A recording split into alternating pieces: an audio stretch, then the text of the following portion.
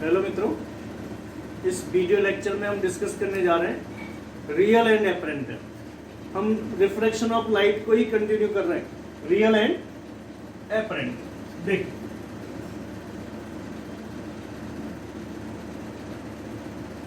Apparent depth बहुत सही सा टॉपिक है। आपने कई बार देखा है, जैसे बाल्टी ले रखी है आपने, उसमें पानी भरा है तो बाल्टी का जो बॉटम है कुछ ऊपर दिखाई देता है, तो उसकी जो एक्चुअल हाइट है, एक्चुअल डेप्थ है, उससे जो रियल जो डेप्थ है वो कुछ ऊपर दिखाई दे रही है, तो उसमें चेंज आ रहा है। तो एक एपरेंट डेप्थ होती है, उसे एक रियल डेप्थ होती है। तो क्या होता है देखें इसे,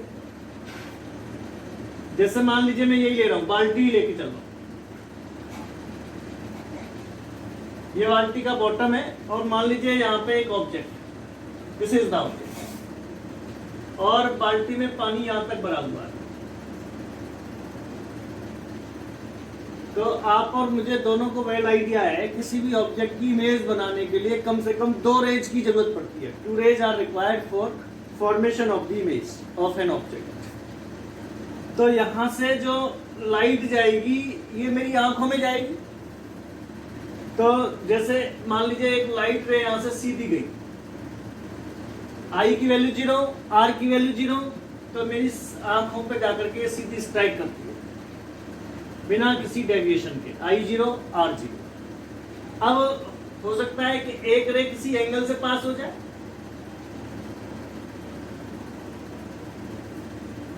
यहां से एक रे ऐसे गई, और अब देखिए यहाँ पे मेरी आंखें कहाँ पे है, एयर में है, रेयर मीडियम में, और ये वाटर है, डेंसर मीडियम है।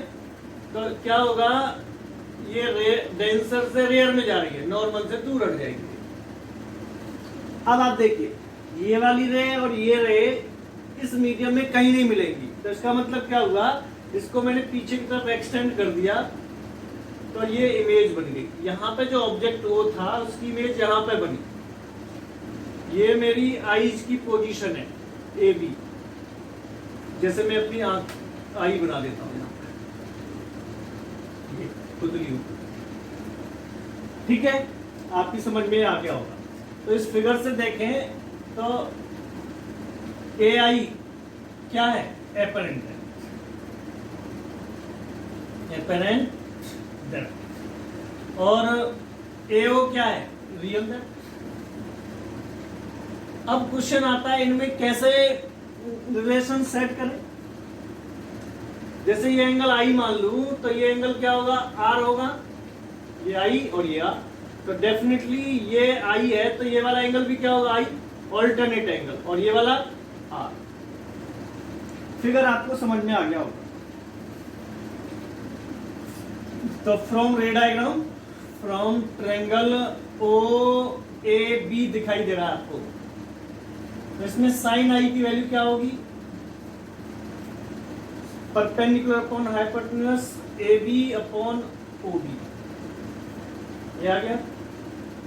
और from triangle I A B से देखेंगे, सेम ईयर, साइन आर की वैल्यू क्या होगी, A B upon I B, दोनों को डिवाइड कर दूं तो sine I upon sine R, ये क्या आ जाएगा, ए बी से ए बी कैंसिल हो जाएगा, आई बी अपॉन ओ बी आ गया। ये बात क्लियर है, चाहो तो इसे इक्वेशन बन मान लो। But from Snell's law, Snell's law हमने पढ़ा है, क्या पढ़ा है जी, sine I upon sine R equal to क्या होता है, रिफ्रैक्टिव इंडेक्स, ये एयर है, ये second medium A N W कह दूं ना, तो क्या आ जाएगा, N A W, refractive index of air with respect to water, water से ग्लास, सॉरी एयर में जा रही, ये वाला है। लेकिन हमने क्या बताया था, अभी आप देखिए इन दोनों को इक्वेट कर सकते हैं, तो क्या आ जाएगा, डब्ल्यू एन ए बराबर आ गया आई बी अपॉन ओ बी। लेकिन अब refractive index generally denser medium का लिखते हैं, तो डेंसर मीडियम कौन सा है यहाँ पे, वाटर, तो ये आ जाएगा NWA बराबर क्या आ जाएगा, उल्टा कर दे इसको तो ये भी आ जाएगा OB अपॉन IB। ये बात समझ में आ गई। बट आप जानते हैं कि जो आंखों का जो अपर्चर होता है, आई लेंस का अपर्चर होता है, वो बहुत स्मॉल होता है। But aperture of eye lens is small. तो इससे क्या होगा, तो जो OB है वो नियरली इक्वल टू किसके होगा, OA के। IB नियरली इक्वल टू किसके होगा, IA के। तो यहां से हमारे पास क्या फॉर्मूला बन गया, तो इसमें NWA बराबर आ गया OA upon IA, OA upon IA। OA क्या था, रियल डेप्थ, तो इसका मीनिंग क्या हुआ, N बराबर आ गया real depth upon apparent depth. आपकी समझ में ये आ गया होगा मेरे ख्याल से, ये एक रिलेशन निकल गया। अब आप इस रिलेशन को थोड़ा और एक्सटेंड करते हैं, बता दें यहां तक। देखिए प्लीज, जैसे ये ऑब्जेक्ट यहां था, यहां से यहां पे आ गया, तो कितना शिफ्ट कर गया, यहां से यहां, तो इसको हम कह देते हैं नॉर्मल शिफ्ट D। तो आप देखेंगे नॉर्मल शिफ्ट कितना हुआ, बराबर D बराबर क्या हो जाएगा, OA माइनस IA। इस पूरे में से इसको मैं घटा दूं तो ये शिफ्ट आ गया। अब मैं इसमें से OA कॉमन ले लूं, 1 माइनस IA अपॉन OA आ गया। क्या, OA को मैं T कह देता हूं। मान लीजिए T क्या है, थिकनेस ऑफ दी स्लैब या वाटर कह सकता हूं। तो D बराबर किसके आ गया, T 1 माइनस 1 अपॉन N। ये N बराबर क्या है, रियल डेप्थ, इसको आप सिंपल N भी कह सकते हैं। N बराबर क्या आ गया, OA अपॉन IA। OA उल्टा करेंगे तो 1 अपॉन N आ जाएगा। ये एक फॉर्मूला आ गया नॉर्मल से, समझ में आ गया होगा ये। इसमें कई बार CBSE न्यूमेरिकल भी पूछ लेती है और थ्योरी भी पूछ लेती है, तो इसको आप बहुत सही से पढ़ने का प्रयास करें। ये था रियल एंड एपरेंट डेप्थ। जैसे एक एग्जांपल लें इस पे, मान लीजिए एक एग्जांपल है मेरे पास, एक 10 सेंटीमीटर की स्लैब है, ये ग्लास स्लैब। कौन सी है, ये ग्लास। और इसके ऊपर एक 10 सेंटीमीटर की वाटर स्लैब है, और यहाँ पे ये इंक मार्क है इसके जस्ट नीचे।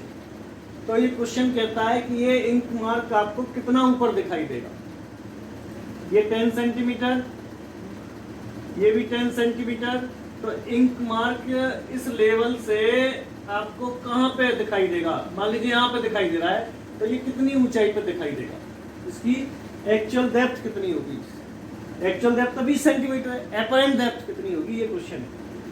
तो जैसे हमने पहले D1 निकालेंगे, वाटर के लिए निकालेंगे D1 वाटर के लिए, क्या लिखेंगे, T 1 minus 1 upon N। T की वैल्यू कितनी है वाटर के लिए, 10, तो 10 यहाँ पे 1 माइनस वाटर का रिफ्रैक्टिव इंडेक्स 1.3, D1 आ गया जी। फिर D2 निकालेंगे, अगेन T की वैल्यू 10, 1 माइनस 1 अपॉन 1.5, ग्लास का रिफ्रैक्टिव इंडेक्स 1.5। सॉल्व करेंगे तो D की वैल्यू कितनी आएगी, D1 प्लस D2, टोटल इतना आ जाएगा जी, इतना शिफ्ट हुआ ऊपर, है ना। तो ये D आ गया, इतना शिफ्ट कर गया। तो नॉर्मल शिफ्ट कितना आएगा, जो 20 में से ये D घटा देंगे, तो कितना एपरेंट डेप्थ कितनी आ जाएगी, एपरेंट डेप्थ आ जाएगा OA माइनस D, ये आ जाएगा। तो इसे आप सॉल्व करके देखेंगे तो आपको समझ में आ जाएगा। ओके मित्रों, थैंक यू।